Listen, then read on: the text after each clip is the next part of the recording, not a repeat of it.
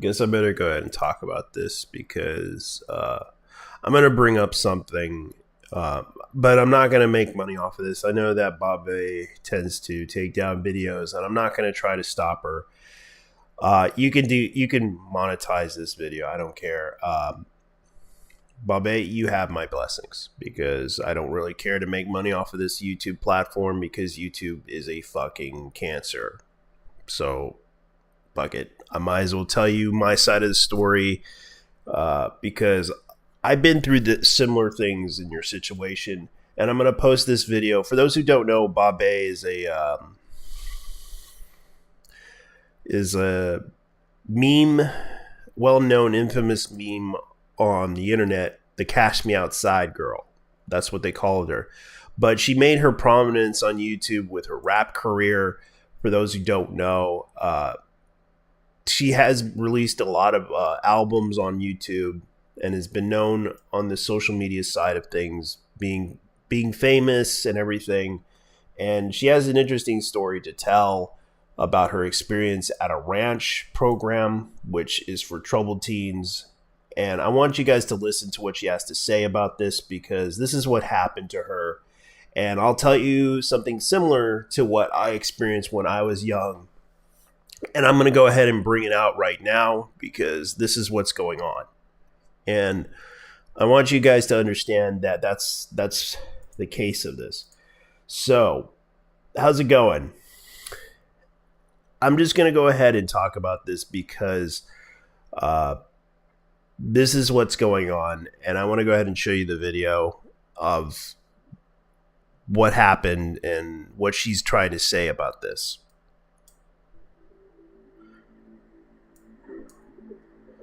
I was 13 years old when I went to Turnabout Ranch. I feel like it's very important for me to speak on this because I kept my mouth shut for so long. I did touch on it a couple times in different situations, but I really want to get my whole story out there and let everything just be out because hold on. That's the thing. Let me go ahead and fix this audio here. I apologize, ladies and gentlemen.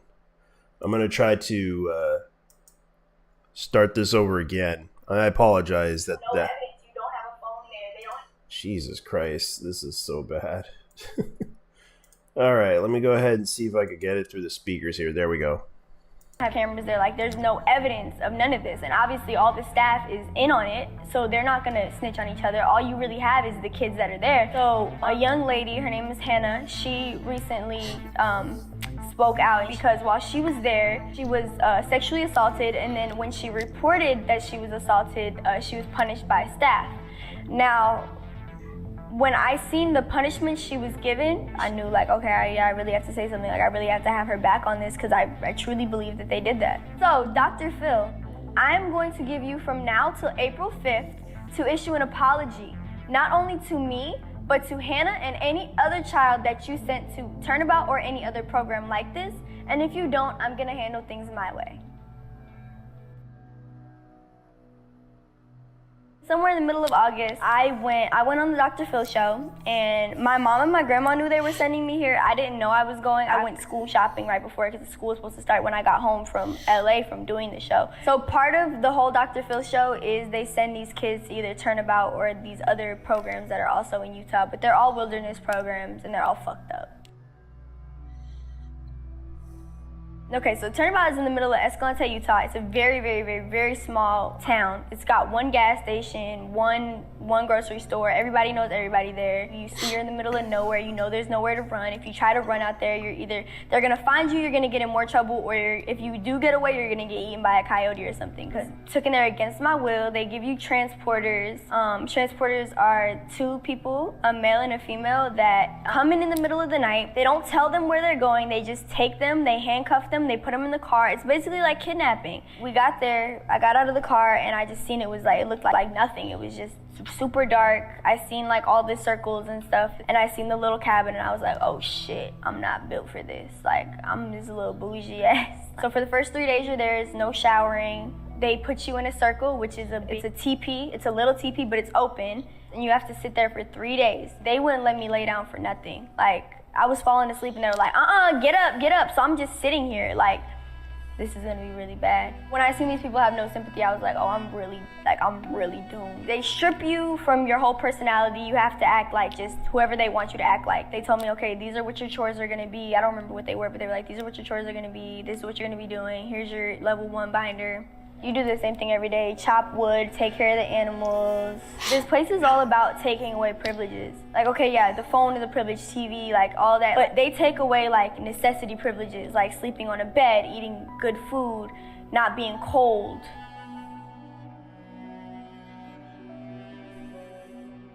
I remember the first time I got in trouble. Now, this is my first time being here. Like, I don't really, like, yeah, y'all explain to me the rules, but I'm 13. Like, I don't really know, like, exactly what I'm supposed to be doing. There's been times where I reported another student acting inappropriate or just anything like that. Didn't even have to do with me, and I would get in trouble for just witnessing it. If you reported another kid, like, getting bullied by, like, their peers or something, they would just say, well, maybe that's what they need, or, like, something like that. Even though there was written rules, if a staff was angry at the moment, or if you just did something that they felt was bad, you would get your own punishment. Like, they would make up their own punishment for you. So it's really frustrating because even if you don't know the rules, if you fuck up, you're still in trouble. There's not no I didn't know. You're still in deep shit. Shit that's minor is major to them. So if you do something like the tiniest thing, you get a check. If not, you have to be on reflection. Reflection is the punishment. When you do something so bad, or if you do anything that ticks them off, you have to go on reflection. You walk in the arena for hours on end. You sit outside in the cold on the floor. You have to pick up piles in a wheelbarrow of horse shit, and they want big piles. So if you have to do 25 piles, you're really doing like 50 wheelbarrows. So while I was there, just a lot of crazy things happened. I seen a kid get held down for trying to leave. Just honestly, I don't think he was trying to run away. I think he was just trying to like walk out the door and just like get some time to himself, and they restrained him, they held him down. They had no problem holding kids down, which is against the law. You're not supposed to touch the kids, but they had no problem doing that. It's just our word against the staff's word when you're there, because there's no witnesses, there's no cameras, you don't have a phone, there's none of that. That's why I was always so scared to speak out, because it's like no one's gonna believe me.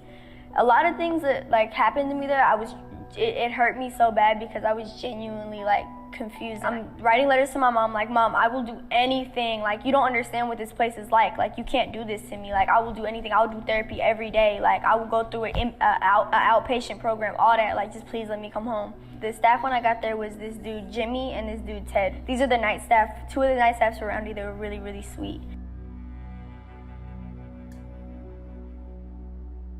One morning I was cleaning up for breakfast, and one of the staff members was standing right next to me, and she had her walkie on her, so I heard everything. One of the kids, he had tried to steal a car or something. Everyone was screaming on the walkies like it was really crazy, and he ended up killing one of the staff members. They made all the kids that were at Roundy come down, and then they told us not to tell us anything. A day later, they have us all, every kid that's at Turnabout, they have us all sit in a circle, and they're like, listen, there was an incident, I know some of y'all heard it over the walkies, Jimmy died.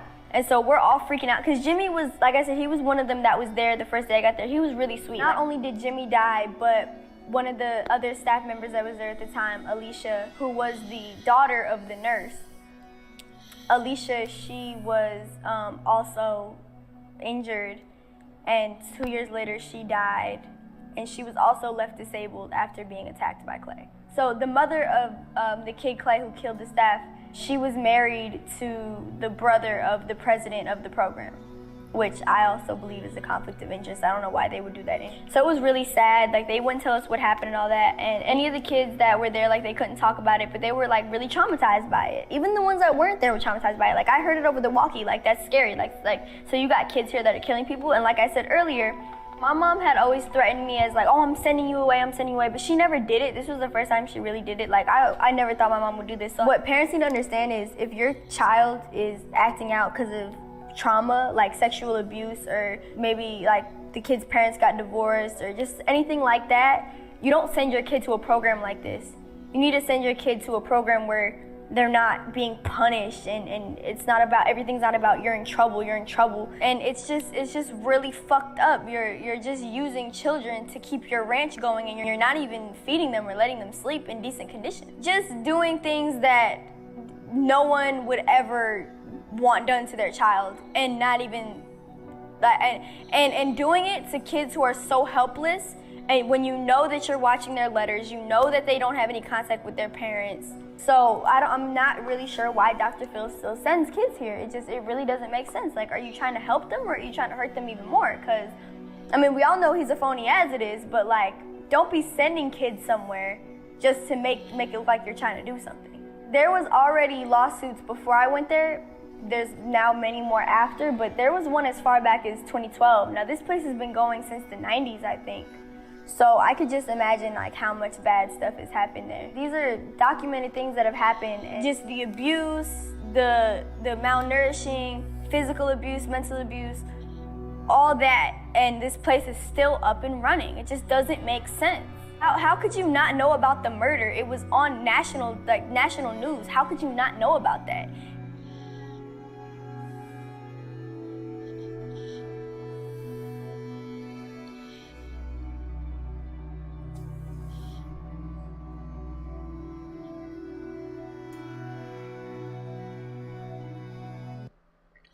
Yeah, so I guess I'm going to go ahead and talk about my experience in a program called behavior management. Uh, I used to attend a school when I was 13 in a program because I was a troubled kid. And I'm going to go ahead and talk about this because this happened a long time ago. And I used to remember going into this program. They used to isolate kids in a portable school room where they used to just take people into portable sheds. They were they were classrooms that were outside the school, and I used to attend this school called Maynard Middle School. They used to have these sheds where they used to put kids into they were trailers, and they send these kids into the trailer to go to this room, to go to this classroom, and they put them in cubicles. They used to do these things where you had to do your work. You had to do a lot of things. You got to be told what to do or else they'll punish you, type of thing. They used to give you like off task sheets. They used to do this stuff. But if you talk back or rebel against them in some way, they would take you down on the ground.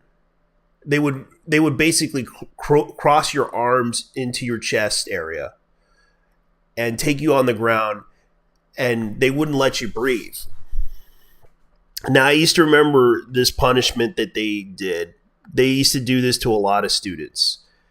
And this was a scary experience for me because I used to remember going into this classroom, and I used to remember, when I first started out, they tricked me to going to this classroom. They thought it would be a great idea to come to this classroom. And the biggest mistake was I should have never been there. I should have said no. But they insisted that I should go and you would feel better about yourself and everything. And it's like, no, they basically lied to me and tricked me into going into this program. And this program was called behavior management. It was a special education program for kids that were that had attitude behavior issues that involve, being violent or having to have these psychological issues. And I remembered going into this program a while back, and I can tell you from my experience dealing with the psychological abuse that they caused me. I used to remember they got upset with me talking, saying some things or replying to them. And a lot of things that they did, basically making me feel bad. One time, my father got upset with me when I basically, went through that program. And I used to remember my dad got upset with me over the fact that I didn't take out the trash. I didn't do this. I didn't do that. I didn't get up. I was late for school. And I decided to kill myself. I decided to go ahead and take the pills. That's how bad it was for me growing up. When your dad tells you something and it psychologically hurts you inside because you couldn't say anything to him. I couldn't stand it in living in everyday life in that program. I couldn't stand it. I couldn't tell the psychologist about it. I couldn't tell anything because I was that stupid and naive when I was young. And I remember dealing with it every day in that program. I really wanted to kill myself because I took those pills that they gave me every day, the pills that they always recommended me, because the reality of the situation was I was living a horrible life. Going into that program, realizing how bad of a person I am. And they used to bring up my past. They used to bring up the fact that I basically hurt somebody in 3rd grade by knocking him into a ditch. And I'll admit it was my fault. And I can tell you from my experience in that whole school system, when they sent me to that program, it was the worst program I ever experienced. I remember kids getting yelled at, getting made fun of, getting all this stuff. Like, they were basically telling people that this program is a great program to help children. But at the same time, I would tell people this, that behavior management is a fucking joke. Because I dealt with that bullshit before. Living in that program. And people would question my learning skills. Calling me an idiot, calling me stupid, and all that other stuff. And let me tell you guys something. This is the reason why you may notice that my communication skills suck. My speaking skills suck. I can tell you this from my experience. I lived through that school system, in that program, having to not learn much, but I learned a little bit, read books, and it wasn't easy for me. But I can tell you from experience, going through that program, it was horrible. And they used to bring up that bullshit with me. How I hurt a kid, and that kid's still alive to this day. This kid was still alive to this day. And I'm going to go ahead and say this right now. Because there was no nepotism involved in this. But then again, I saw the woman that I used to go to school in Germany come over to Texas to basically remind me of what happened and what I did in the past. For what I did wrong. What I did so badly. Oh yeah, there was no nepotism. I believed there was no nepotism. That's how stupid I was. And I want to go ahead and explain something to people right now. Because this is how bad it was. And I admit it was my fault. I'll admit that what I did was pretty bad. But what they did was far worse. In 2002, I found out when I was in college, there was a kid named Cedric Napoleon. He died while being restrained. And I mean restrained as in kid. Like, they literally made this kid suffer. And I really felt bad because I had experienced a lot of stuff that happened in that classroom, and I was in that program in that school. In case you guys don't know, this kid was restrained. They used to do the whole method of putting you on the ground, and finally it crushed the kid's. Like, this kid was an African American kid. Like, this kid was the first George Floyd. And this kid actually said he can't breathe. Brought back a lot of haunting memories to me. Because there was that kid said that. And you know what the teachers used to reply to this? They said, "You're faking it. You're faking it." That's what happened. They basically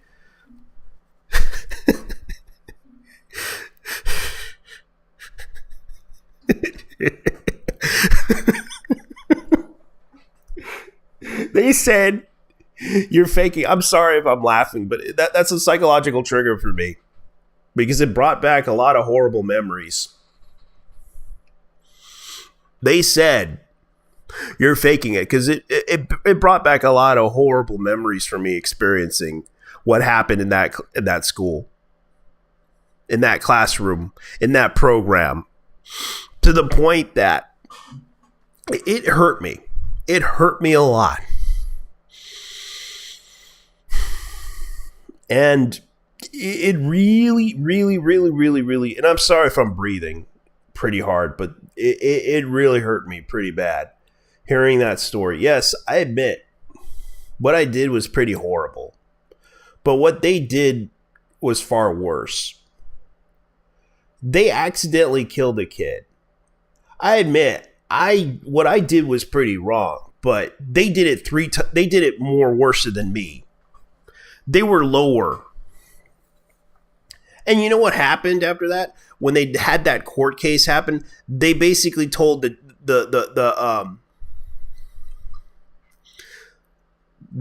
judge, and the judge sided with them on this when they accidentally killed the kid. We were just doing our job. We were doing what that the school recommended, like the psychologists and everything recommended, and that was their defense.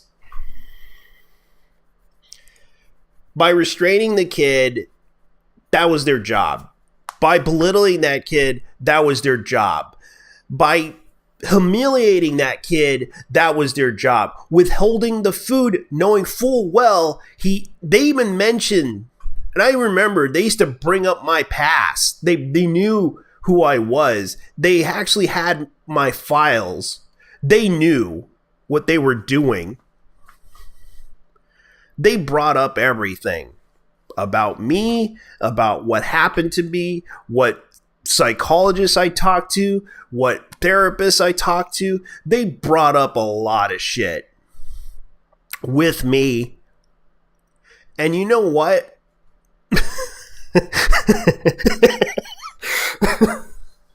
Yeah, this is what happened. And I'm sorry if I'm being... It hurts me inside. It hurts me inside when it happened. Because this is something that has to be addressed. This is something that has to be said about what happened in that program. Because that program killed the kid like this kid was literally like George Floyd in a situation like this. The kid couldn't breathe. They tried to suffocate him. That's what happened. I knew that happened because I experienced it back in 96. That's how old I am, kids. And that's how bad it was. And I've been through this situation too. You're not alone. I've been through that. And that's what they did. You know, I admit I could deal with the fact that, yeah, I was that kid who accidentally hurt somebody. I could deal with the fact that I'm one of those people that was the bad kid. I acknowledge my past mistakes, but they can't acknowledge the fact that they accidentally killed a black kid who was an orphan. And yes, the kid was an orphan. And they knew for a fact that this kid had a psychological trigger. And they basically tried to abuse that trigger by withholding food from him. Because his parents back then basically withheld food from him. And this does happen. And I'm pretty sure a lot of people who went through that program would tell you the same thing. And I'm pretty sure the comment section, they would tell you the same story I experienced. Because I've been through this before. And this has happened a long time ago.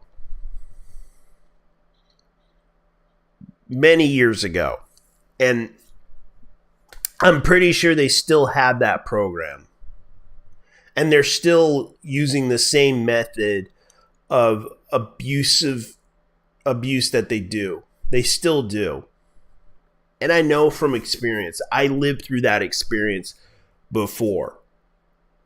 And I can tell you from my experience, living through hell with that, what happened, I can tell you, yeah, that did happen.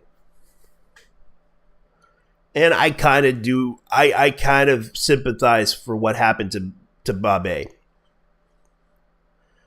If that's how you pronounce her name. And I apologize. Because, yeah, there were similar experiences with females that went through these similar programs. I'm pretty sure some of them went through a lot of that. And I'm just telling you guys, this is what happened. A lot of people talked about it. I'm pretty sure that this does happen a lot.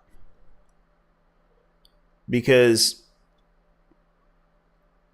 this is something that I can't really, say about this. I know psychologists tend to deal with these situations with their kids, trying to figure out ways to help these kids. And sometimes they would give them the tough love method, and sometimes the tough love method can lead to similar psychological damage. I know that psychological trauma and all that other stuff happens, but when it comes down to it, it just leads to more trauma, leads to more issues, and it's harder to handle these things because a lot of people have resentment towards a lot of the things that happen to them. And it does happen a lot. Like, a lot of people have these problems with psychologists when they recommend that you need to take them to this program or you need to take them to this thing. And I know the options of having a hard time trying to deal with those issues. I get it. Like, it's not easy for psychologists or therapists dealing with kids with these behavioral problems. I get that. But, I was kind of lucky I met a really good psychologist.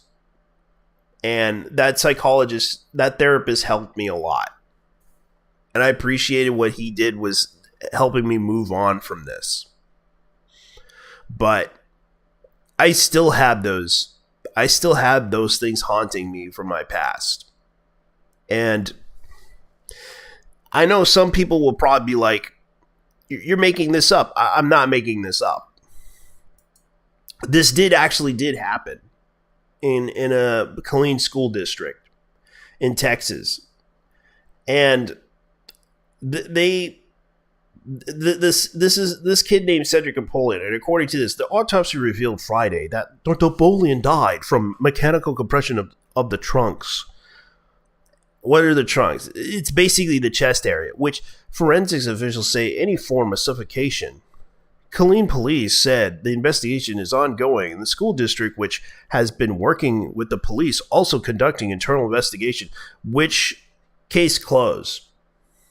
Because everybody knows everybody, and they know that if they they basically are still, they say that this is an ongoing investigation. They didn't bother to interview any of the kids witnessing it because they'll probably make the excuse of vendetta,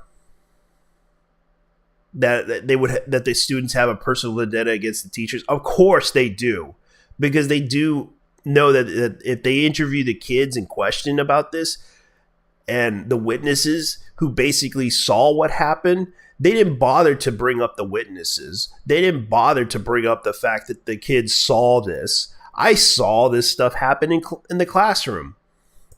So this is what happened. The police said that the teachers and the males attempted to restrain Cedric, who was at 4'11", weighed 129 pounds, in the classroom, and another aide was in the room with dozens of students, police said.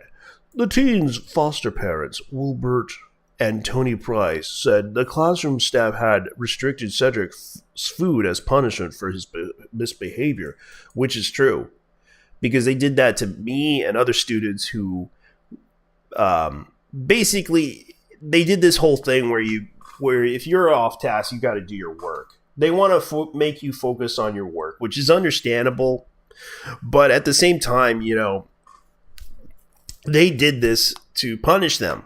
It was sort of a form of punishment that they did to basically withhold food from you, like your lunch and everything. They do provide lunches, but the problem was they withheld that food from him because he wasn't doing his work. They were trying to force him to do his work because he was far behind on his work, and he was far behind on his off task sheets, as they call it. And of course, I can understand why he had to leave out of that classroom, because that's what happens. Like, he was panicking, and they knew this from the very get-go, that he had this psychological trigger, that if someone withholds food from him or teases him in front of him for withholding that food, he would get up, and usually if you get up out of line or do something that the teachers don't like, or talk back to them, they would put you down on the ground. They would actually cross your arms, put you on the ground, and make you not. And I mean, they would not make you not, they basically make you, are you gonna behave? And they used to always do this. And I used to remember people saying, I can't breathe. You're faking it. And it's like, that's what caused me, I witnessed that stuff in that classroom program. That's how bad it was. Because this is the type of shit that happened.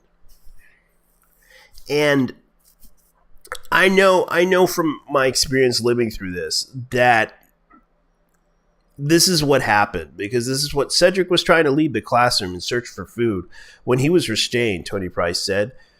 She said Cedric's classmates told her that he told the person holding him down, I can't breathe. I give.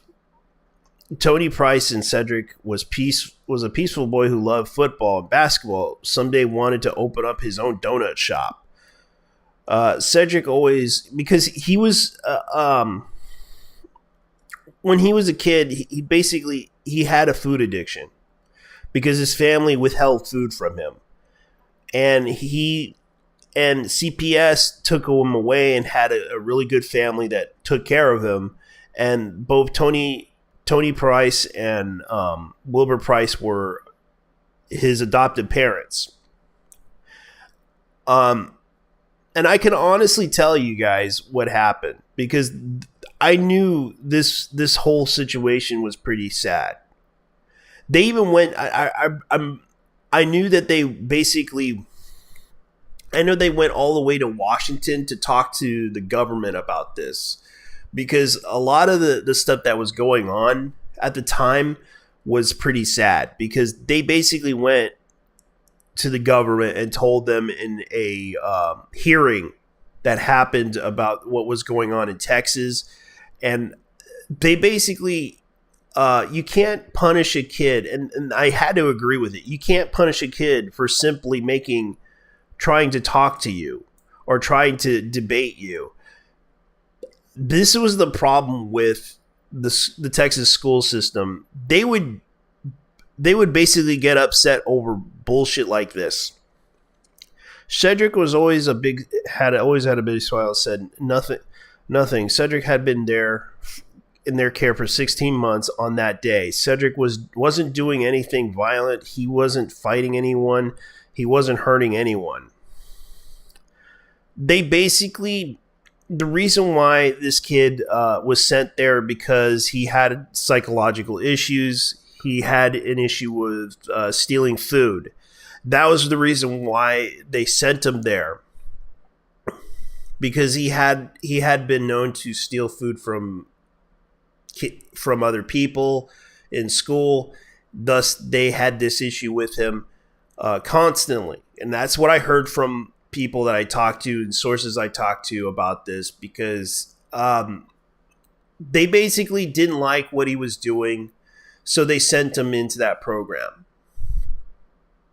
And I knew this program wasn't a really nice program, because they would basically, they told me this. Like, they would basically, they told me this before when I was in that program, when I was in high school, that you guys had bad habits, and therefore we have to teach you how to not have these bad habits. And that's kind of true on some level, that you have to relearn not to use these bad habits.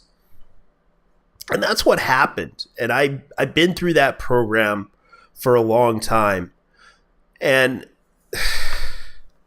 it was sad too, because the Killeen Independent School District, basically, and I've been through that school district before. And they basically restrained this kid. Like, they literally killed this kid. And it's sad, though, because the fact that this kid was adopted, he was an orphan, and the fact that the school district didn't bother to investigate it deeply. And I knew what happened. They basically restrained the kid, broke his chest cavity.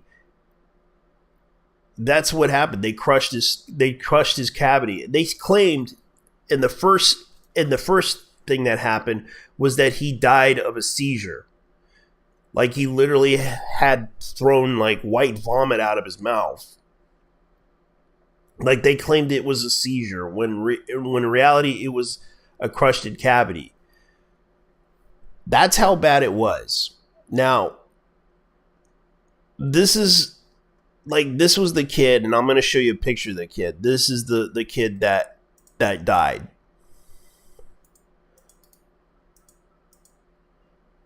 Not the artist, but the kid.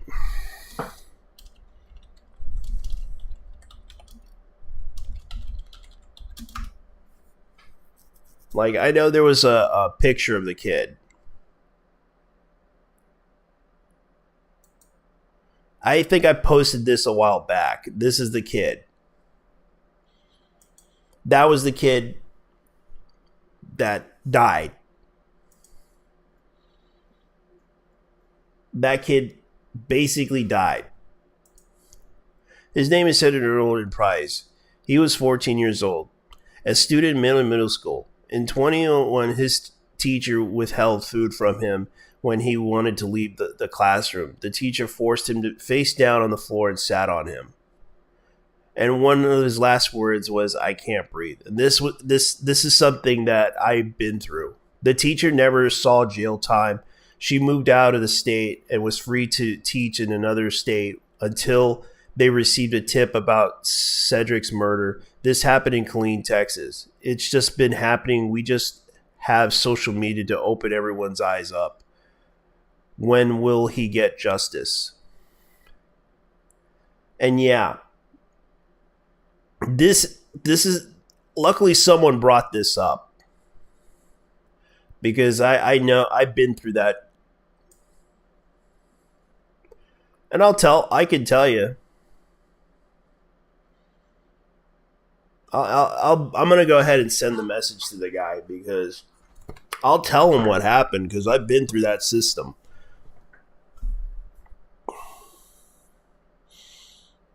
Because I can tell you that they did this.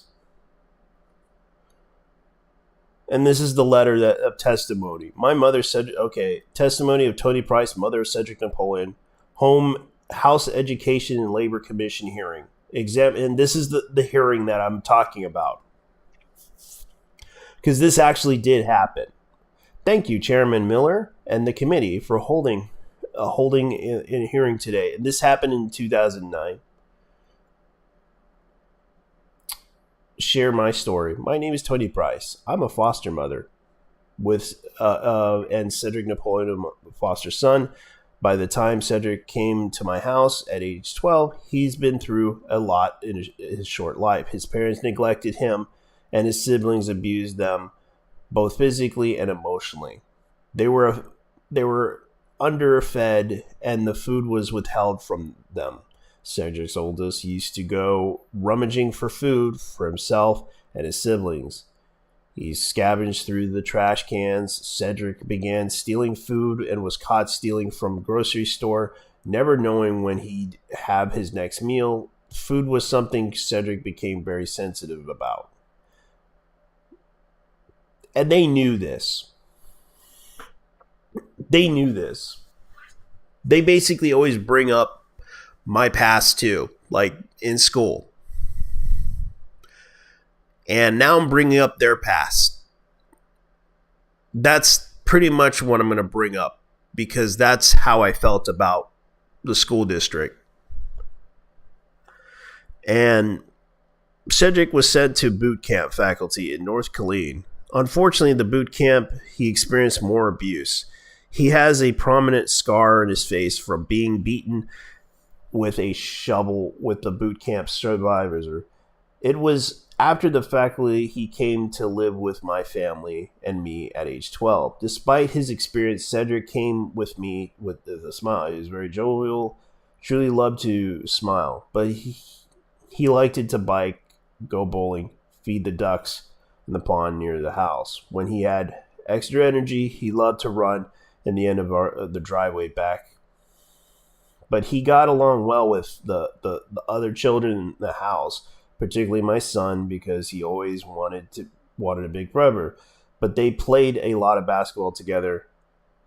I remember the church Cedric wanted to be in the play, but there were no parts for him.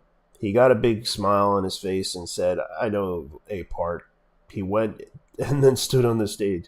The director said, "Okay, you can be an angel." I knew that it was insensitive about food, but I said he could have anything in the kitchen. He just had to tell me.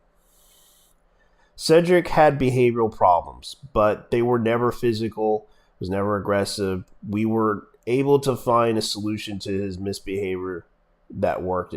Once he stole a bag of chips from the kitchen. I made him pay me back. It was a consequence that worked. He didn't like parting with his allowance and learned a lesson about stealing, but it was a consequence that didn't bring any of his previous abuse up in the surface. His therapist asked him once he deserved a safe place.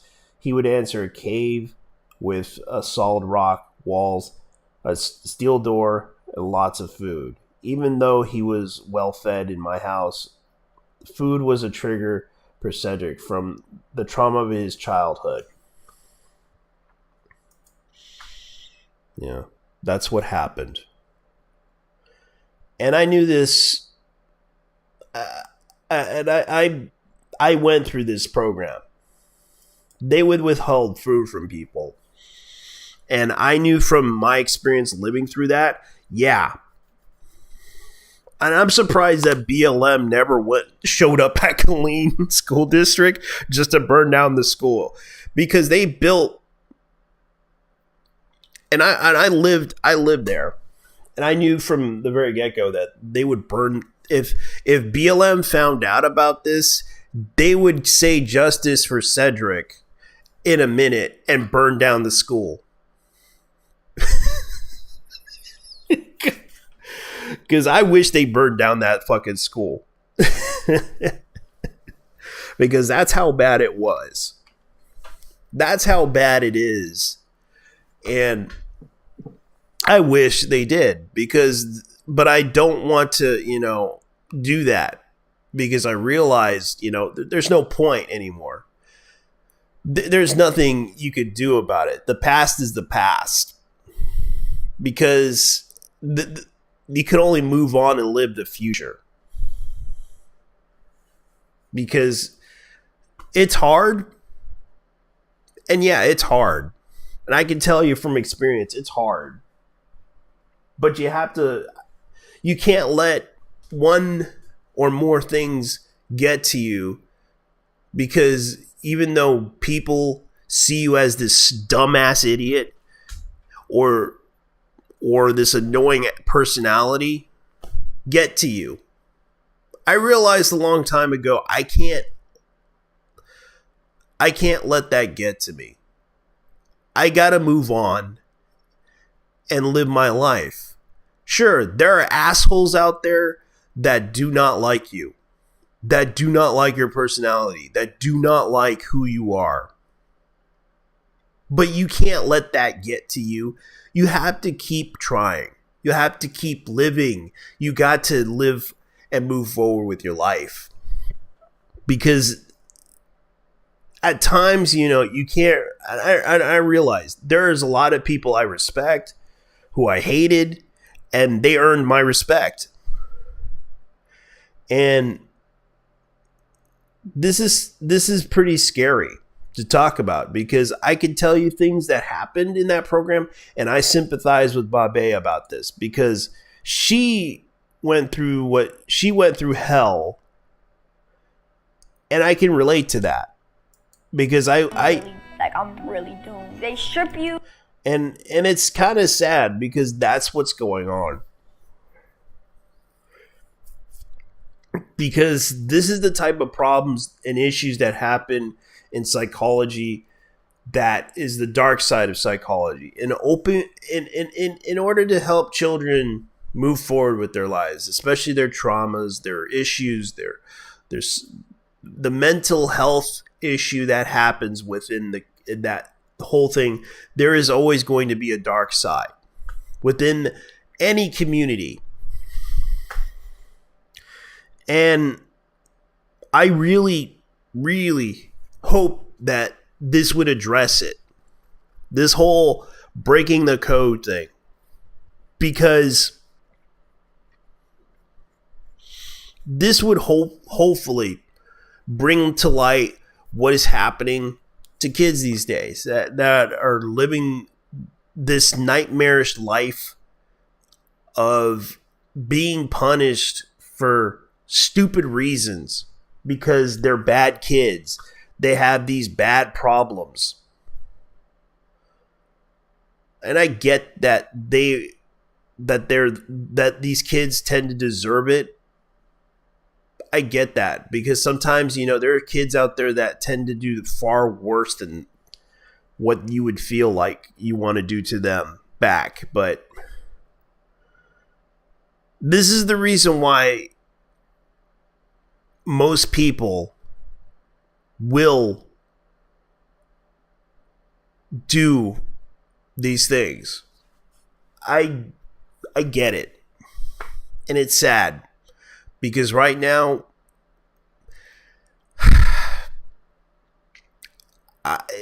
it's hard to move on, especially when what Babe brought up.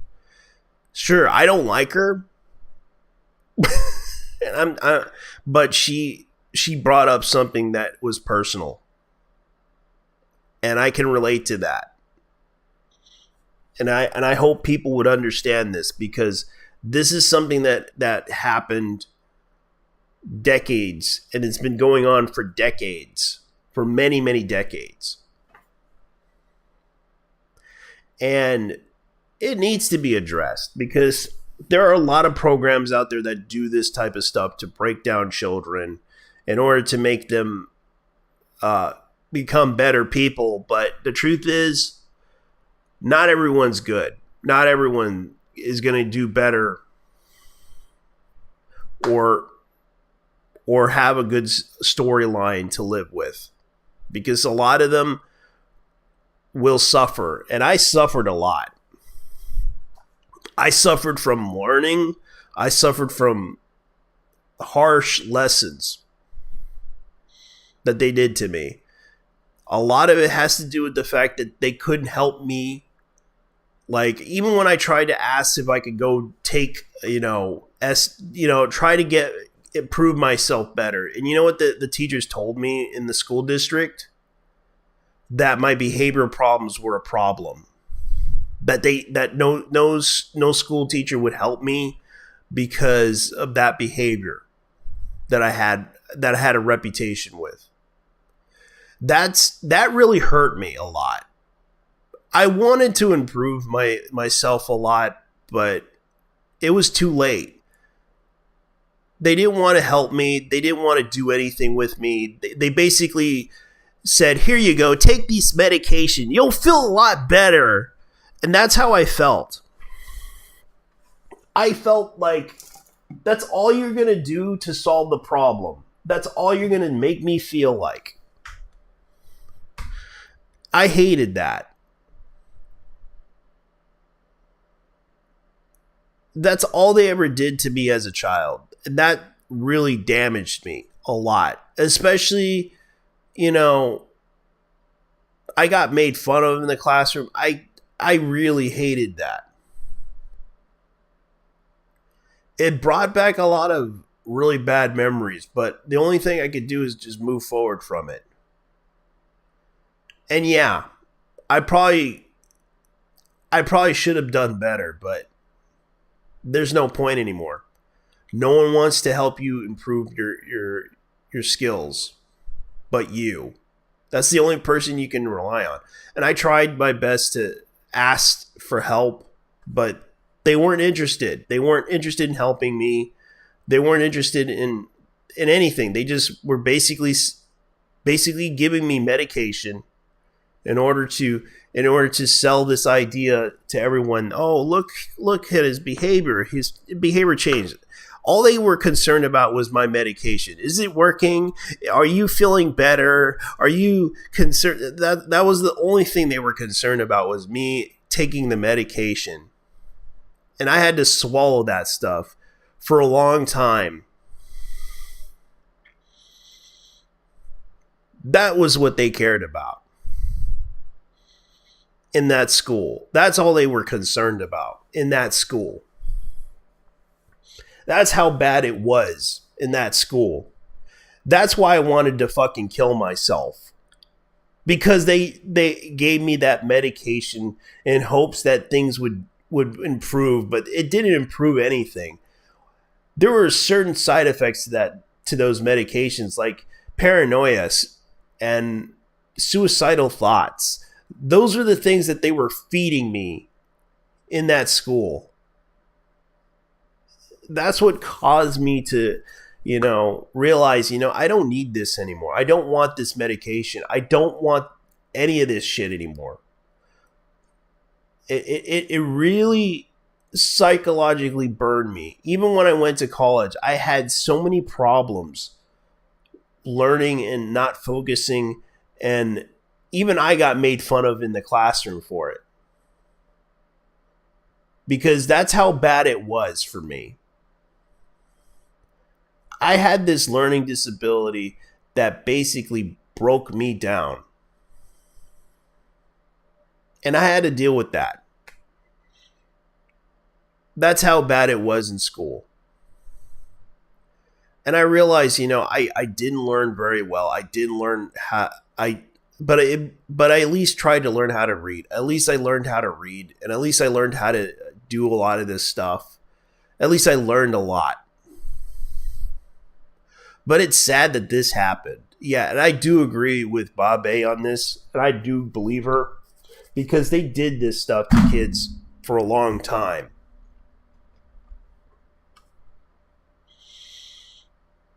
And it's sad that this happens.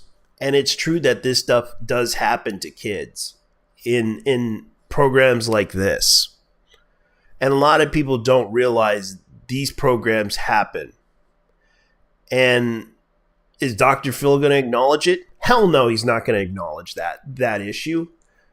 And yes, he's going to say it, that he's going to probably say something different. He's going to probably defend his program. He's going to defend his psychological, psychology major. He's going to defend that stuff because I've been through the whole thing with doctors before, this whole bullshit with doctors. But luckily, one of them I actually do respect. I still wish, but he retired for a long time, and I really do wish him the best on his retirement because he helped me out better than most doctors would. After talking to him, and you know what? I'm glad that he told me that I needed to go to work, that I needed to do something with my life, and because I felt like I couldn't have a purpose. Even when I was living in Killeen, my mom wants me to come back. And I'm like, hell no, I ain't coming back. Because this is something, because that town fucked me over so many times. Even when I went to that job that I used to do down in the military base, they used to yell at me and psychologically abuse me to the point that I wanted to fucking kill somebody. That's how fucked up that program was. And I remember a guy talking to me about the fact that he couldn't find a job in Texas for a long time until he moved up in Washington. And at least Washington does a better job of finding you a job. Unlike Killeen, Texas, the whole rehabilitation program, they can only send you to one job, and that one job happens to be a fucking hellhole. And that fucking psychologically burnt me. And I went through that program too. I would rather be in Washington than be in Killeen. And my mom wants me to come back, and I'm like, oh hell no, I ain't coming back. Because that's how bad it was over there. Because my mom moved back to Killeen, and I'm like, no, I'd rather be in San Antonio than Killeen because at least I don't have to deal with the bullshit over there than over here. Because at least I can watch the Spurs games. There, it's mostly just football. And a bunch of people that like to do drugs and shit. San Antonio, I can deal with the craziness, the violence, and all that other bullshit that happens down there. But Killeen, forget that. I ain't going back there. Because I'm trying to move on. I ain't looking back from that place. And that's how I felt about it. Because it really hurts me. It really does hurt me hearing this story from this woman. Because I can relate to that. I can relate to the fact that she went through hell. And that's what happened. And I do believe that this happens a lot over the years. Because they've been doing... Like, this is the reason why I have a hard time trusting psychologists sometimes. Especially Dr. Phil and others. Because this is the type of shit that happens. And I realize, you know what? And I kind of agreed with my therapist that everything that you said is full of shit. Just as much as I'm full of shit. And I realize that psychology sometimes can be full of shit sometimes. But at times, at least they're consistent about what they say. But at times, this is why psychology is hated by certain people. Like there's a distrust for psychologists, and I know from experience. There's a reason why people have a distrust for taking medication, has a distrust for, and that's what caused me to have a distrust for taking medication, because that's what was going on with me. Because I went through that program having a distrust for psychologists, because I realized a long time ago, I can't take this medication anymore. I can't, even though, yes, I do have the symptoms of ADD and all this other stuff, because I have a problem focusing, and I just wanted to stop taking medication. I just wanted to stop taking it really affected me a lot. And I realized I just can't stand it anymore. I just want to move on. Because it really fucked me over. So I'm just going to leave it right here, because that's how I feel about this. So anyways, guys, you guys take care. Have a nice weekend. I hope you guys have a nice day.